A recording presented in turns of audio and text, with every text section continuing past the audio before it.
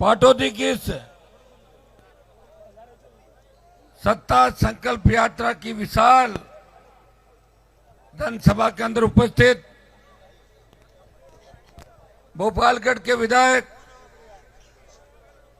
पुखराज जी गर्ग साहब,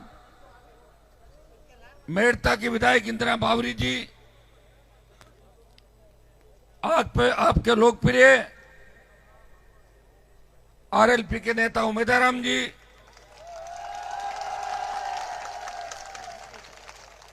यहां के लोकप्रिय नेता हाजी मूसे खान जी, सरपंच साहब जय सिंह जी,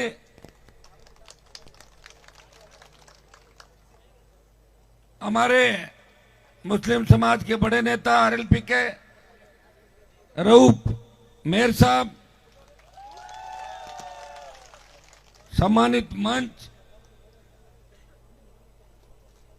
उपस्थित मौजूद बुजुर्गों, नौजवान साथियों, मेरे छोटे भाइयों, बाड़मेर की धरा पे आपने हमेशा मुझे नई ऊर्जा दी और बाड़मेर बायतू की ऊर्जा का ही परिणाम है कि 2003 से 2023 कब आ गया इस बात का पता ही नहीं चला। लेकिन पाटौदी जहां आज मैं खड़ा हूं, जिस तरह पाटौदी में मुस्लिम समाज राष्ट्रीय लोकतांत्रिक पार्टी को समर्थन दे रहा है, उसे देख के ऐसा लग रहा है कि बायतू की सीट राष्ट्रीय लोकतांत्रिक पार्टी के खाते के अंदर आ रही है। ये संदेश आज पूरे राजस्थान के अंदर आपने दिया। मैं मुस्लिम समाज को आश्वस्त करना चाहता हूं कि जाट समाज, मुस्लिम समाज, मेघवाल समाज, हमारे पार्टी साहब बैठे सर्व समाज, इन्होंने मिलकर राजस्थान के अंदर राज किया। लेकिन कांग्रेस पार्टी ने जब पहली बार बरकतुल्ला जी को मुख्यमंत्री बनाया तो हाजी साहब आप उस बात को याद रखना कि हमारे जाट समाज के नेताओं ने बरकतुल्ला साहब का नाम दिया था, उनके अंदर झगड़ा हो गया था, उन्होंने कहा हमें नहीं बनना। इस बात पे सहमति बनी कि बरकतुल्ला जी को बना दो, हम सब सहमत है, क्योंकि जाट तो आपस में लड़ते रहते हैं, आप जानते हैं इस बात, आपस में लड़ते रहते हैं, किसी भी सहमति बन जाती है। पहला मुख्यमंत्री आपका बना, बहुत बड़ा सहयोग हम लोगों का था। देश के अंदर जहां भी मोर्चे बने, जहां भी क्षेत्रीय पार्टियां बनी, नई सरकारें बनी, मुसलमानों के बिना, शेड्यूल कास्ट और मेघ वालों के बिना कोई क्षेत्रीय पार्टी नहीं बनी। उत्तर प्रदेश के अंदर अगर बहन मायावती वहां की मुख्यमंत्री रही तो वहां के मुस्लिम समाज के लोगों का अथाग समर्थन उनको मिला था। मुलायम सिंह यादव मुसलमान और मेघ वालों को साथ लेके क्षेत्रीय पार्टी बना के लगातार मुख्यमंत्री रहे। हरियाणा की बहनें आई हुई है, हरियाणा में भी क्षेत्रीय पार्टियां सत्ता के अंदर आई, मुसलमानों का बड़ा सहयोग रहा। राजस्थान के अंदर कोई क्षेत्रीय पार्टी बनी नहीं, अगर खाता खोला तो राष्ट्रीय लोकतांत्रिक पार्टी बना के आपके भाई ने आपको झंडा भी दिया और डंडा भी दिया। झंडा, ये आरएलपी का झंडा आप दिखा दो, मोदी की सरकार भी डर जाएगी और गहलोत की सरकार भी झंडे से डरती। राजस्थान के अंदर जिस तरह ट्रेन के आगे लाल कपड़ा दिखा दो, ट्रेन रुक जाती, लाल झंडी दिखाते ही। कोई भी तकलीफ के अंदर हो और पता लग जाएगा आरएलपी के झंडे वाले का घर है, मजा ले, उसके सामने को राजस्थान के अंदर देख ले। थोड़ी बहुत तकलीफ आपके अंदर पड़ी होगी, मुझे पता है। जिस बायतू के अंदर मैं खड़ा हूं, बायतू की राजनीति किस तरह चली, बायतू की प्रधान का मामला हाजी साहब ने बताया था। प्रधान कई बार विरोधी भी बन जाते हैं, लेकिन अविश्वास प्रस्ताव के माध्यम से सरकार का दुरुपयोग करके किसी महिला प्रधान को हटाना मेरी नजरों में अनुचित है मैं उसको उचित नहीं मानता। ये हर जगह होता है कि प्रधान विरोधी पार्टियों का बन जाता है।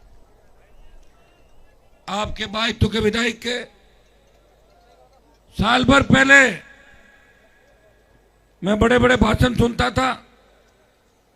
वो कहता था कि मैं राजस्थान के अंदर कांग्रेस सरकार की पुनरावृत्ति कर दूंगा, मैं कांग्रेस की सरकार बना दूंगा। लेकिन मुझे पिछले 1-1.5 महीने से पता लगा, और मैंने कहा बाइतु के एमएलए साहब की तबीयत ठीक है कि नहीं है, दिख ही नहीं रहे, कहां पे हैं? तो लोगों ने कहा साहब आपको पता नहीं? मैंने कहा नहीं, दिल्ली जयपुर में राजस्थान में कहीं भी नहीं घूम रहे। कहां चले गए? साइड में हो जाए ना, बैठ जाओ। तो पता लगा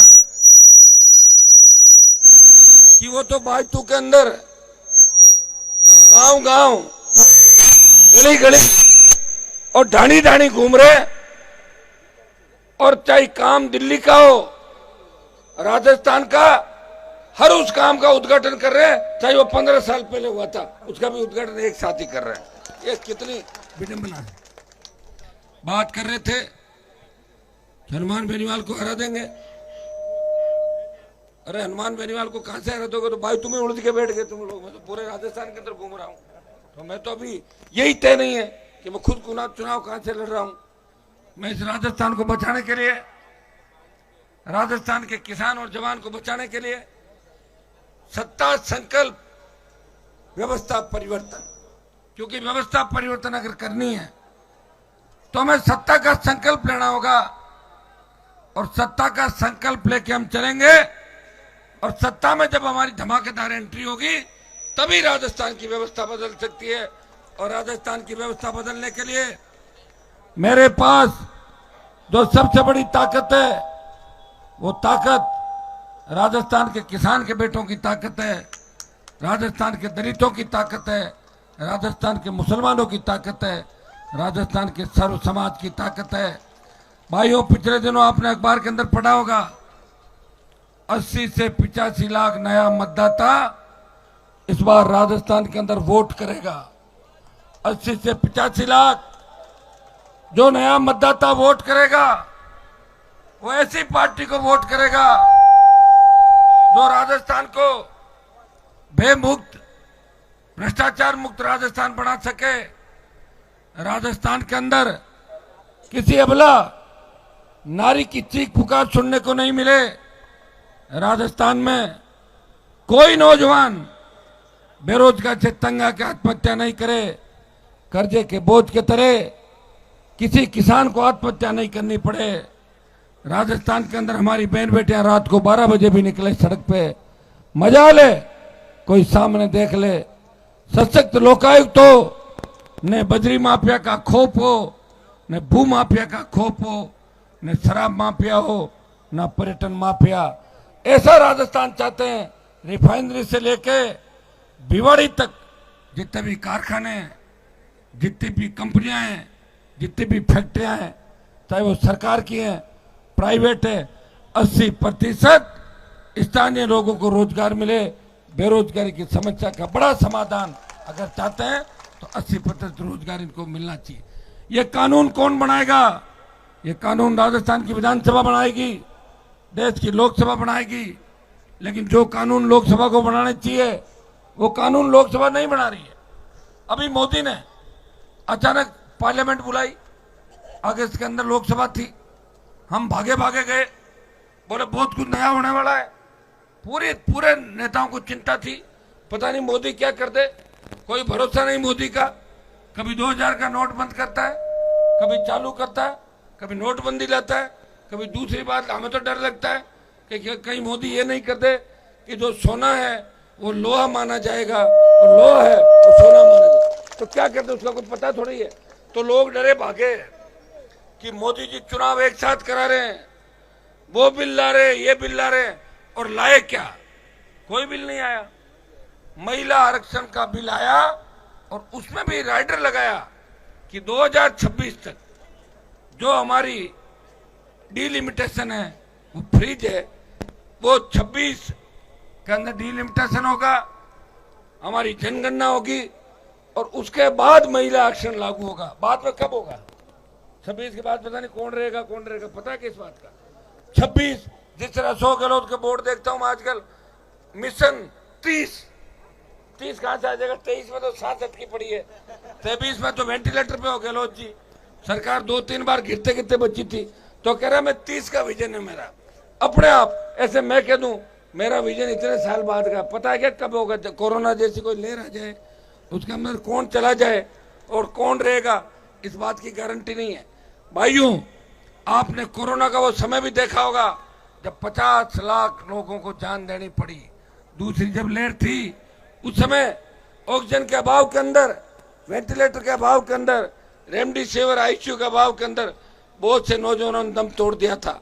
उस समय लोग एक ही बात लेके आते थे, एमपी साहब हमारे बच्चे को एडमिट करा दो, ऑक्सीजन का सिलेंडर दिला दो। ये स्थितियां अगर भयावह स्थितियां हिंदुस्तान ने देखी, वो किसका कौन था उसका लिए जिम्मेदार? वो प्रधानमंत्री नरेंद्र मोदी जिम्मेदार थे। भाइयों, जब देश के अंदर तीनों कृषि बिल आए,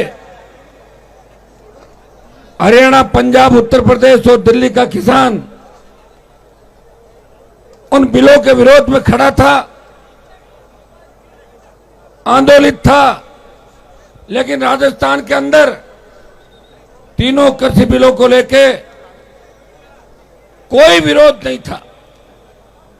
हरियाणा, पंजाब, यूपी के किसान नेताओं ने बात करी, हनुमान जी आप किसान के बेटे हो, अगर आप मोदी का साथ छोड़ दो, एनडीए को छोड़ दो, तो नई ऊर्जा इस किसान आंदोलन को मिल सकती है, घमंडी प्रधानमंत्री का घमंड उतर सकता है। मैंने एक मिनट नहीं सोचा, मैंने कहा कि मेरे त्याग और बलिदान से अगर देश में किसान कौम की जय जयकार होती है तो मैं 100 बार ये त्याग और समर्पण करने को तैयार हूं।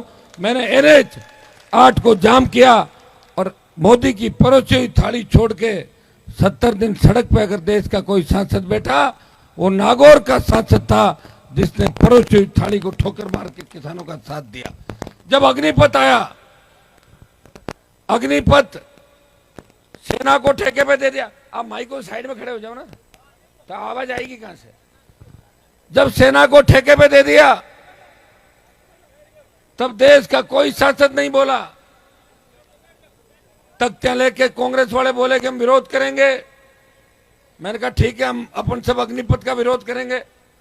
सुबह जब लोकसभा चली तो मेरे हाथ में तख्ती थी कि अग्निपथ वापस लो, और कांग्रेस वालों का हाथ में तख्ती थी कि सोनिया, राहुल, प्रियंका को परेशान मत करो, इनके खिलाफ जांच मत करो। वो अपनी तख्ती लेके घूम रहे थे और मैं तुम्हारी अग्निपथ की तख्ती लेके। तो लोग अग्नि अकेले पड़ गए, आप तो अकेले, कोई है ही नहीं दूसरा, तो मजाक उड़ाएंगे बीजेपी के लोग।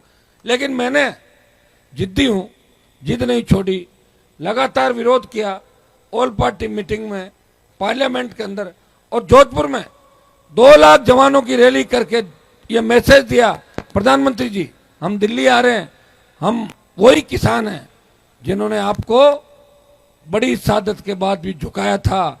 उस समय किसानों का नेतृत्व पंजाब के किसानों ने किया, लेकिन अग्निपथ के किसानों का नेतृत्व इस राजस्थान का जवान करेगा, और नागौर का सांसद इस देश के जवानों को न्याय दिलाएगा। परिणाम ये हुआ कि पहले अग्निवीर 25% लेने की बात थी कि 100 जाएंगे, 75 वापिस आएंगे, और हमारे संघर्ष के बाद ये तय हुआ कि 50% अग्निवीर एडजस्ट होंगे और 50% वापिस आएंगे। मैं विश्वास दिलाता हूं कि थोड़ी हिम्मत रखो, एक बार दिल्ली कूच का कार्यक्रम कर लेंगे। मोदी सरकार कितनी डरपोक है, मैं इनके साथ रहा हुआ हूं। ये सड़क पे लंबे टाइम तक जवानों से नहीं लड़ सकते, ये थकाने का काम करते हैं, और हम इनको थकाने का काम करते हैं। हमने इनको इनकी ताकत देखी है। भाइयों, हिम्मत रखोगे तो अग्निपथ भी वापिस होगा, और एक बार पूर्व की भांति सेना बढ़ते देश के अंदर होगी। देश में किस तरह बेरोजगारी, बेकारी और बढ़ती महंगाई है, कहां विपक्ष से बताओ मुझे? कहीं विरोध हो रहा है सड़कों पे? राजस्थान में आप देखिए, हर पेपर लीक हो रहा है, कहां बीजेपी बोल रही बताओ? एक दिन बयान, बीजेपी के नेता बयानवीर है, बयान देने में एक्सपर्ट है, पहले पेज पे फोटो कैसे छपे, कंपटीशन है उनके अंदर। मैंने उनकी यात्रा देखी, बात करते हैं तो पायलट रस्सा लेके खींच रहे हैं कि रिपीट कैसे होने दूंगा, मैं अंदर हूं भी, मैं जवान हूं, मैं आने नहीं दूंगा कांग्रेस को। खींच के वापिस प्रयास भी किया, माने सर तक ले गए, पार नहीं पड़ी। हम भी उस समय उनका सहयोग कर रहे थे। बीजेपी के 72 के साथ आरएलपी के 3 थे और 19 उनके थे। हमने सोचा सचिन पायलट लड़ाई लड़ेंगे, लड़ नहीं पाए। गहलोत की छतरी के नीचे आके चुपचाप बैठ गए। कई दिन मुझे गुमराह किया, अपन मिलके लड़ेंगे, हनुमान जी मिलके लड़ेंगे। कब लड़ेंगे ये तो पता नहीं, लेकिन मैं तो लड़ ही रहा हूं राजस्थान के अंदर। ये जो पार्टी बनाई भाइयों, पार्टी बनाने में बड़ा जोर आता है। मैंने बड़े बड़े नेता देखे तो मेरे साथ 13 के अंदर संघर्ष कर रहे थे। महल की महारानी चौक जी को कहना चाहता हूं, कहाँ चले गए सारे भागे, छोड़ गए सब, मुझे अकेला ही खड़ा हूं। ये बोतल का जो चिन्ह आपको दिया है, ये चिन्ह ऐसे नहीं मिला। चिन्ह एक बार मिला था, लेकिन कांग्रेस बीजेपी ने बोतल का चिन्ह छीन लिया। टायर पे 24 बीजेपी वालों को लाद के मैं दिल्ली छोड़ गया, 24 जनों को, और तब मुझे चिन्ह मिला बोतल का। ये चिन्ह इस देश के अंदर चर्चा में है। देश के अंदर अब जब भी बात चलती है, पहले कोई मानता ही नहीं था कि राजस्थान में भी कोई तीसरी पार्टी है क्या। ये तो आप कब पूछोगे जब दिल्ली के आसपास के लोगों से बात करो। अभी बाड़मेर खड़े हैं, यहाँ तो पाकिस्तान नजदीक है, बॉर्डर है बाड़मेर पे। तो भाइयों, हनुमान बेनीवाल ने संघर्ष किया, उसका परिणाम ये निकला कि जितने भी उपचुनाव हुए राजस्थान के अंदर, हर जगह आरएलपी ने अपनी उपस्थिति दर्ज कराई। पंचायत पालिका चुनाव से लेके हर संघर्ष में आरएलपी के हमारे तीनों विधायक विधानसभा के अंदर और एक सांसद इस लोकसभा में राजस्थान की, चाहे ईआरसीपी की योजना, राष्ट्रीय सिंचाई परियोजना घोषित करने की बात हो, चाहे राजस्थान को विशेष राज्य का दर्जा देने की बात हो, दलितों पर बढ़ते अत्याचार, बढ़ते अपराध और बढ़ती बेरोजगारी की बात हो, उसने हमेशा राजस्थान की पैरोकारी करी। उसने हमेशा राजस्थान का मान और सम्मान बढ़ाया। अब यह बात चली दिल्ली के अंदर कि आरएलपी को रोकना जरूरी है, इसलिए मोदी हर 3 और 4 दिन के अंदर राजस्थान आ रहे हैं। भाइयों, राजस्थान वो कांग्रेस के डर से नहीं आ रहे हैं। कांग्रेस तो जा रही है राजस्थान के अंदर। कहाँ आ रही है कांग्रेस, बताओ मुझे, कौन सी सीट पे आ रही है? जिस बाजू में खड़ा हूं, बाजू में मुकाबला कांग्रेस आरएलपी का नहीं है, बाजू में मुकाबला आरएलपी और बीजेपी का मुकाबला है। कांग्रेस 3rd नंबर पे बाजू के अंदर। इस बाड़मेर की 7 सीटें अगर आप मजबूत रहे तो राष्ट्रीय लोकतांत्रिक पार्टी बाड़मेर की 7 सीटें जीत सकती है, क्योंकि जो नया वोट जुड़ा है 80-85 लाख राजस्थान के अंदर, इस बार वो आरएलपी को वोट देना पसंद करेगा। वो इन दोनों भ्रष्टाचारी पार्टियों को वोट देना पसंद नहीं करेगा। वो इन पार्टियों को वोट इससे नहीं देगा कि अशोक गहलोत का बयान आया कि वसुंधरा ने मेरी सरकार बचाई। ये मिलाजुली का खेल है। मिलाजुली के खेल को खत्म कौन करेगा? ये नौजवान करेगा। नौजवान हर क्रांति का नायक है। मंगल पांडे, तांत्या टोपे से लेके भगत सिंह तक जो कुर्बानियां नौजवानों ने दी, उसके कारण आज खुली हवा के अंदर अपन सांस ले रहे हैं। भाइयों, मुझे पूरा भरोसा है कि इस बार बहुत बड़ा बदलाव राजस्थान के अंदर होगा। पिछली बार 80 लाख वोट हम सब लोगों ने मिलकर लिए थे। एक 39 पे कांग्रेस थी, एक 36 पे बीजेपी थी, 80 लाख पे हम थे, जिनमें मैं तो 57 पे लड़ा था, तो 9 लाख के आसपास ही था। लेकिन 57 पे लड़ा हुआ आदमी, गठबंधन अगर राज्य स्तरीय पार्टियों से नहीं होता है तो वो 200 पे लड़ेगा, और जब वो 200 पे लड़ेगा तो कितना वोट मिलेगा, इसका अंदाज आप उपचुनाव का रिकॉर्ड निकाल कर देख सकते हो। वोट बढ़ा है, घटा नहीं है। जिस तरह मुस्लिम समाज का समर्थन मिल रहा है, जिस तरह मेघवाल समाज का समर्थन मिल रहा है, जिस तरह सर्व समाज का समर्थन मिल रहा है, ये तय है कि कांग्रेस और बीजेपी में से एक पार्टी को 3रे नंबर पर धकेल देंगे राजस्थान के अंदर। ये मैं विश्वास के साथ इस पाटौदी की तरह पे आपको कह के जा रहा हूं। बायतू तो निकल गई, बहुत बड़े मार्जिन से जीत रहे हो बायतू की सीट, क्योंकि आम आदमी वोट डालेगा। और जैसे ही आचार संहिता लगेगी तब मंत्री जी को गांव में जाने से डर लगेगा, पुलिस साथ नहीं जाएगी। अभी तो पुलिस डर लग रहा है। आचार संहिता और मंत्री जी की रखवाली तो मुझे करनी पड़ रही खुद को ही। मैं सोचूं कि मंत्री जी का किसी ने घेराव कर दिया, मेरे पत्थर फेंकवाए, जैसे अगर और किसी ने भाई दाव कोई बीजेपी वाला फेंकवा तो बदनामी किसकी होगी? मेरी। इसलिए मैं ध्यान रखता हूं कि खुद ही कहीं पत्थर फेंकवा के लोगों के बीच आके नहीं कहते अरे मैंने ठोक्यो रे ठोक्यो। तो मेरे को इस बात की और चिंता रहती है, अरे ध्यान रखना, पत्थर मत फेंकना, वो पत्थर खुद ही फेंक के ऐसा काम कर सकता है। ध्यान भी रखना, कोई पत्थर फेंके भी नहीं, जैसे ही निकले निकाल दो धीरे धीरे धीरे धीरे धीरे। कितना ध्यान रखता हूँ आप बताओ मुझे? मेरा ध्यान तो ईश्वर रखता है। उस समय कितनी बड़ी घटना हुई, अगर हमारे बच्चे आमने सामने लड़ लेते, मर जाते, कलंक किसके लगता? मेरे कलंक लगाना चाहते थे कौन? मुख्यमंत्री। आपका मंत्री उनकी टूल बना, इनके कंधे पे बंदूक रख के वो हनुमान बेनीवाल और किसान के बेटों का शिकार करना चाहते थे कि नहीं चाहते थे? लेकिन मैं उनकी इस पॉलिटिक्स को समझ गया। 2-3 शीशे फूट गए, चल दिया। लेकिन मेरे शीशे फोड़ने वालों को आप जानते हो, दंड जरूर मिलता है। वो दंड अभी बाकी है, मिल जाएगा, उसकी चिंता आप क्यों कर रहे हो? वो चिंता तो मैं खुद कर रहा हूँ। अभी तो अपना मैं इतनी चिंता कर रहा हूँ कि मंत्री जी का कोई विरोध कहीं नहीं करे। फालतू खुद भी करा सकता है, वो खुद भी करा के दे, अरे मेरे को आरएलपी वालों ने ये किया, अरे वो किया। जब आदमी लास्ट में होता है ना कि थक हार जाता है, जब उसे लगता है कि मैं हार रहा हूं, वो बावड़ा हो जाता है, बावड़े बने की बातें करने लग जाता है, पत्थर फेंकना शुरू हो जाता है सड़कों के ऊपर। ये स्थिति मुझे बाइतू के अंदर नजर आ रही है। आज मैं एक एड देख रहा था, एड में क्या लिखा कि वो भूमि हस्तांतरण करने का एवज में शुल्क देने के, कितना के एवज का शुल्क होगा बताओ मुझे? कितना? 2 लाख, 3 लाख, 5 लाख, कितना? इतना बड़ा एड। अरे हर कोई काम करता भाई, 2-5 लाख की अगर बातें बताओगे तो राजस्थान में विकास तो खींवसर में इतना हुआ है। सरकार इतनी डरती मेरे से, उनको पता है कि हनुमान जी के काम नहीं करेंगे, पता नहीं किसको कहाँ जाके हरा देंगे। ये तो डर है ही मेरा राजस्थान के अंदर।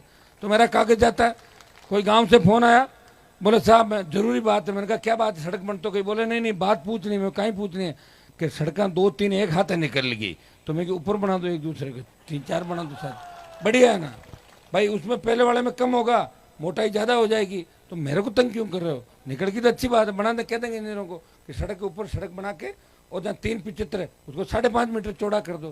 तुम्हें चिंता की क्या बात है? आपको विकास देखना है, क्यों से चलो। मैं देख रहा था बोर्ड बढ़ता बाइतू, हाँ बाइतू बढ़ गया, बाइतू में नशा बढ़ गया, अपराध बढ़ गया, अपराधी बेखौफ घूम रहे हैं बाइतू के अंदर। आप मुझे बताएं कि बाइतू के किसान के बेटे का पुलिस एनकाउंटर करती है। मैं चाहता था कि उस बच्चे को, उसके परिवार को न्याय मिले, और मंत्री जी वहां पहुंच जाते हैं, कहते हैं आरएलपी वालों के चक्कर में नहीं आना। मेरी बात हो गई राहुल गांधी से, सीएम का भी नाम लिया सीधा, और राहुल गांधी से बात हो गई, इतने करोड़ का पैकेज, इतनी नौकरी सारी मैं करा दूंगा, आप जाओ सारे सारे। मेरी बात हो गई, ऐसी बात हुई। आपको भी पता क्या बात हुई थी? अगर आरएलपी वहां रहती, अच्छा परिवार और दूसरे लोग सहमत नहीं हो तो बीच में जबरदस्ती एंट्री थोड़ी कर सकते भाई, परिवार को सहमत करना जरूरी होता है। उन पुलिस वालों को भी सलाखों के पीछे डलवाता मैं, जिन्होंने गलत तरीके से एनकाउंटर किया था। ओम प्रकाश, क्या नाम दो? ओम प्रकाश का एनकाउंटर किया। वो पूरी कहानी मेरे समझ में आ गई। वो सरेंडर करना चाहता था, उसने हाथ खड़ा किया और पीछे से गोली मारी। जो हाथ खड़ा किया उसके तो हाथ में लगी, और जो बैठा था उसके यहाँ गोली लगी। आप बताओ, ये सीधा सा फर्जी एनकाउंटर था। वो इतने फर्जी था कि फर्जी एनकाउंटर करने वालों के हाथ पांव फूल गए थे, और इधर उधर से प्रयास करे थे कि हनुमान जी की सेना वहां नहीं आ जाए। मेरी सेना तो तैयार खड़ी थी, बैठे थे लोग बाग, लेकिन बीच में मंत्री जी आ गए, सेटलमेंट करा दिया जैसी उनकी आदत है। अभी बीच में एक बात और चली, तुम्हें पता नहीं है, मंत्री जी बीजेपी की ओर जा रहे थे बीच में, जैसे हमारे वाली ज्योति गई, रुको एक मिनट,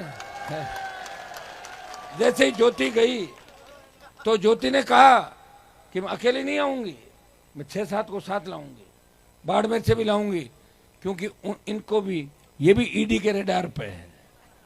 पंजाब से जो पैसा वसूल के लाए थे, पैसा कहीं रखा हुआ है, पैसा खुद के पास तो है नहीं, छापा पड़ जाए, वो कहाँ रखा हुआ है वो ईडी को पता है। उनको परेशान किया, परेशान करते मंत्री जी परेशान हो गए।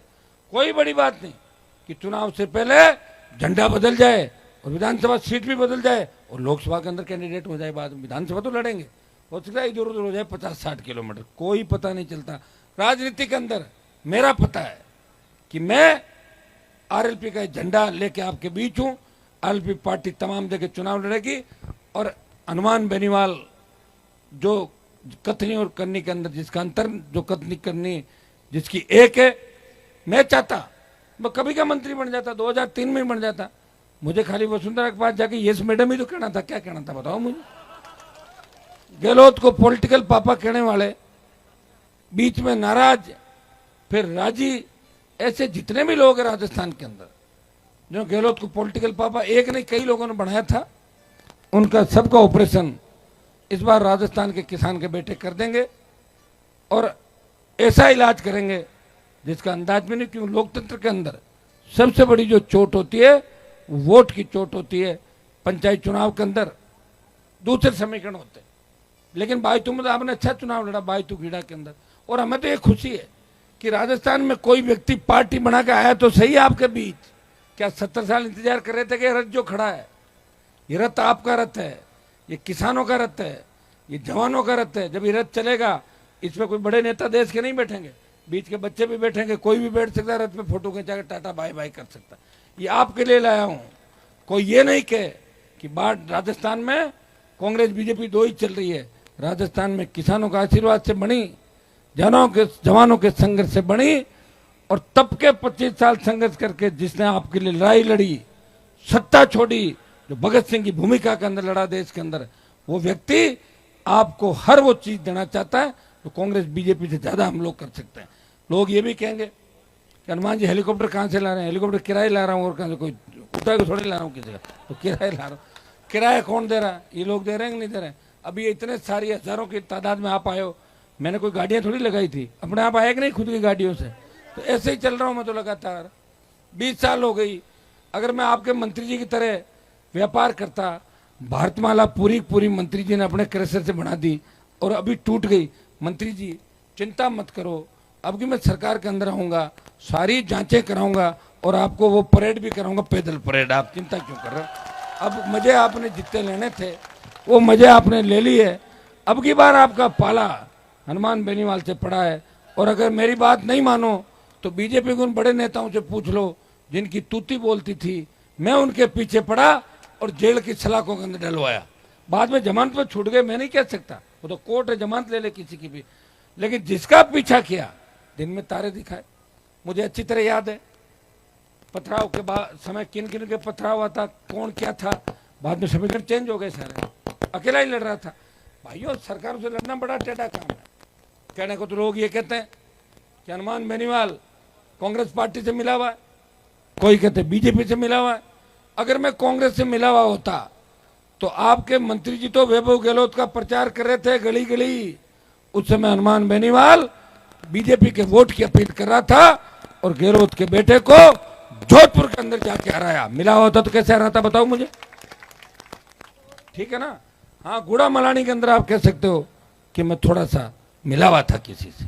मिला हुआ कैसे था, बुजुर्ग आदमी थे, दया आ गई मुझे, अरे यार छोड़ो मत करो, रैली रैली करता तो बाबा जी यहीं रह जाते आपके, रखा नहीं। मैं दयालु व्यक्ति हूँ।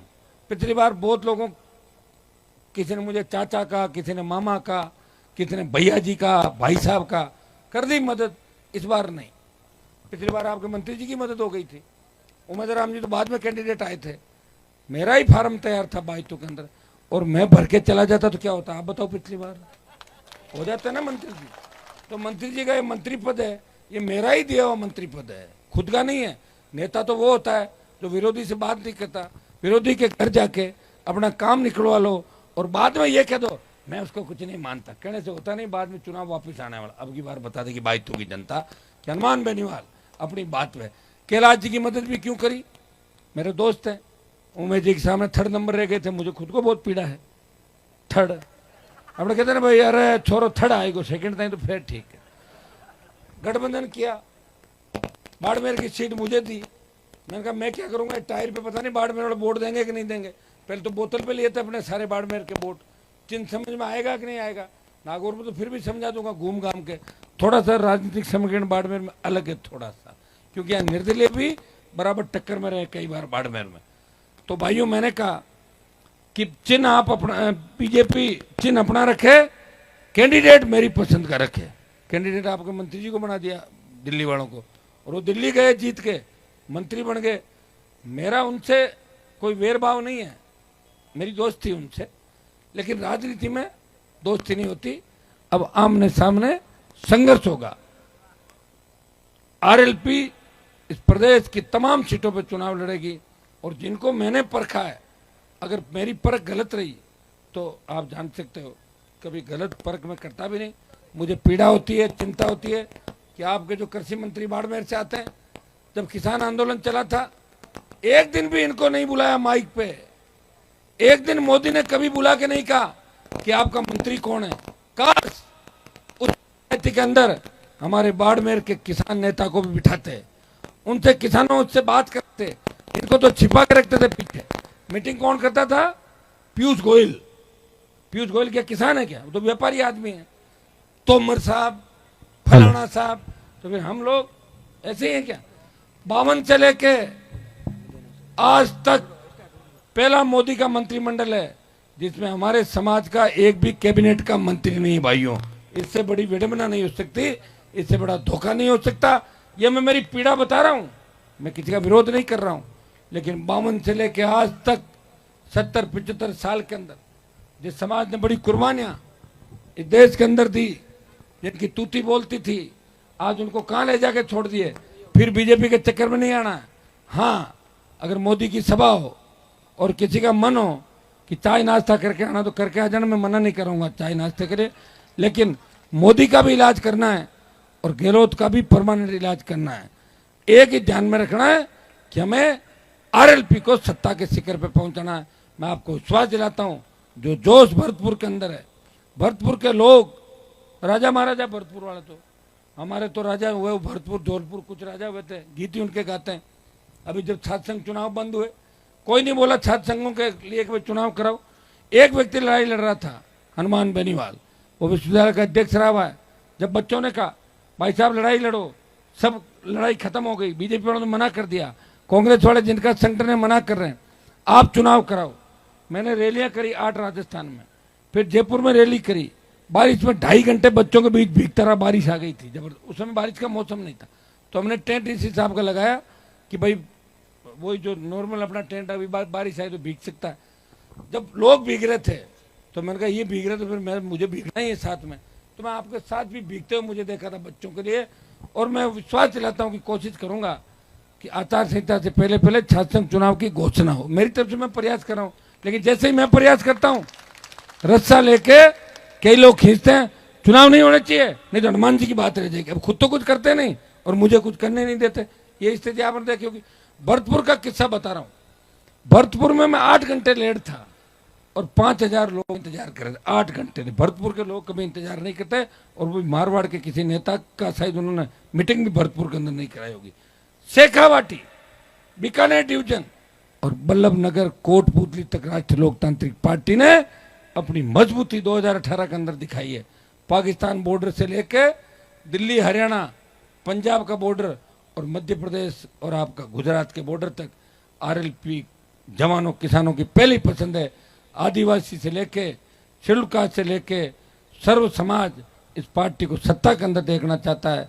लेकिन मुस्लिम और मेघवाल अगर मजबूती से जुड़ गए तो सीटें आएगी 125-30। सीट कहाँ से आती है?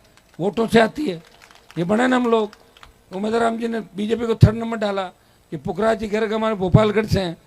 कहाँ गए पुखराज जी? खड़े हो तो पुखराज जी का भाषण रह गया था, थोड़ा जल्दी में था ना, तो अभी और वापस दिला दूंगा, दोबारा लाऊंगा इनको, ठीक है। पुखराज जी भोपालगढ़ से विधायक बने, इंदिरा जी मेड़ता से बनी, उमेश जी बढ़ते बढ़ते रहे, फिर मैं बना। खींवसर के अंदर पूरी सरकार मेरे खिलाफ थी, छोटा भाई चुनाव जीत गया। लोग ये भी कहते हैं कि तो परिवारवाद की बात करते हैं, नहीं करता। अगर मैं मेरे परिवार से चुनाव नहीं लड़ाता तो खींवसर की सीट कांग्रेस के खाते में चली जाती। और गहलोत ये कहता हनुमान को मैंने उसके घर में घेर लिया, कहता कि नहीं कहता? तो मैं घर में फिर घेर लिया तो पार्टी खत्म हो गई। पार्टी को जिंदा रखने के लिए ये परिवारवाद के आरोप भी मैंने सहन किए, क्योंकि मेरे परिवार के बिना वो सीट नहीं निकलती और पूरी सरकार मेरे सामने लड़ रही थी। आपके मंत्री जी तो ढाणी ढाणी घर घर जाके गोद के हिसाब से वोट मांगने लग गए थे। मैं थारो भाई हूँ, मैं थारा भाणजो हूँ, आणजा भाणजा, क्या क्या क्या। सुनो, 1 महीना वहां रहे, ये उनके मन में टीस है, लेकिन मेरा हिसाब अभी बाकी है। उनकी उधार 2-3 मेरे ऊपर है, उधार चुका दूंगा मैं उनकी, उधार चुकाऊंगा और मैं उधार रखूंगा, वो नहीं चुका पाएंगे। ये भी मैं आपको विश्वास दिलाता हूं। आप सबको धन्यवाद। पाटौती में अगर इस बार आपने लीड दिला दी आरएलपी को, दिला दोगे?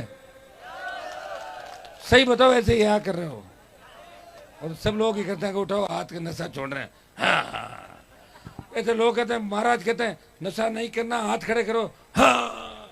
और थोड़ी देर बाद नशा कर लेते हैं जाके। सही हाथ खड़ा करो, गलत मत करो। क्या पाटोदी से राष्ट्रीय लोकतांत्रिक पार्टी को आगे निकाल दोगे क्या? हाँ, फिर अब निकल जाएगी। सही है, बिल्कुल पूरे जोश के साथ हाथ खड़ा। पाटोदी निकाल दोगे तो मेरे हिसाब से तो कांग्रेस बीजेपी वाले 9:30-10 बजे पानी पेशाब का बहाना लेकर निकल जाएंगे बाढ़ में। और पाटोदी क्षेत्र से आरएलपी पहले सेकंड राउंड में आगे होनी चाहिए। ये आप करोगे, मैं आपको विश्वास दिलाता हूँ कि बीच में अभी जब यात्रा समाप्त हो जाएगी मेरी, तो दोबारा पाटोदी इलाके के अंदर मैं भी हेलीकॉप्टर से सभाएं करूंगा। आपका भी मन उतारेगा पाटोदी में हेलीकॉप्टर?